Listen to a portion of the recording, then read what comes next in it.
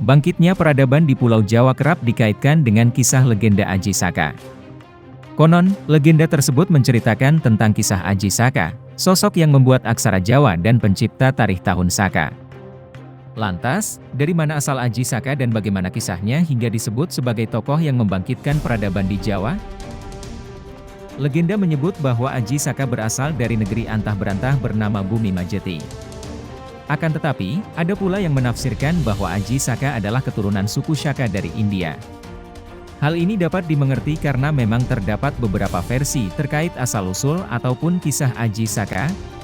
Aji Saka digambarkan sebagai pemuda sakti yang mempunyai keris pusaka, sebuah sorban sakti, dan 2 orang abdi setia bernama Dora dan Sembada. Selain itu, ia adalah pribadi yang suka menolong, termasuk menolong rakyat Jawa dari kekejaman penguasanya.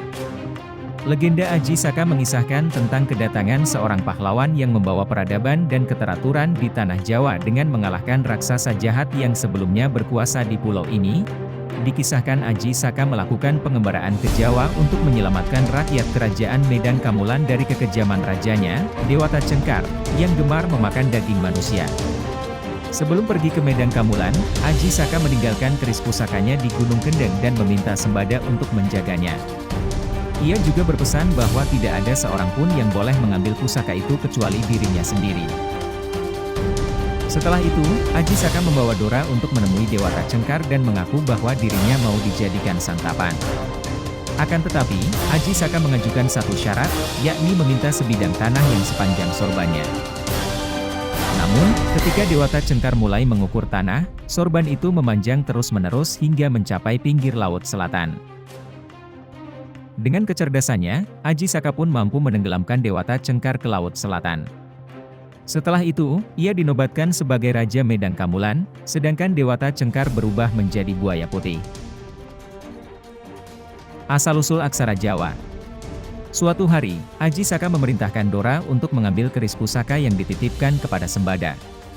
Namun, Sembada menolak karena sesuai perintah Aji Saka sebelumnya, tidak ada yang diperbolehkan untuk membawa pusaka itu selain Aji Saka sendiri.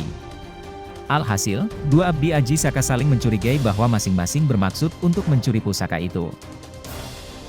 Akhirnya, Sembada dan Dora pun bertarung untuk mempertahankan tanggung jawabnya hingga tewas.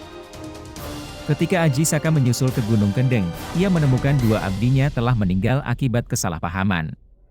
Di depan jasad 2 abdinya itu, Aji Saka menciptakan puisi yang isinya sebagai berikut.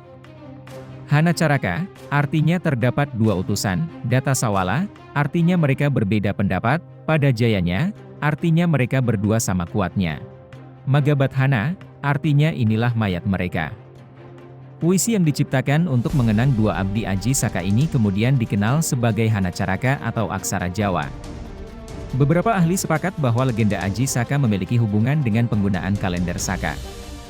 Di Jawa, Aji Saka menyebarkan perhitungan tarikh yang dinamakan Tahun Saka, dimulai sejak kedatangannya, yaitu tahun 1 Saka, 78 Masehi.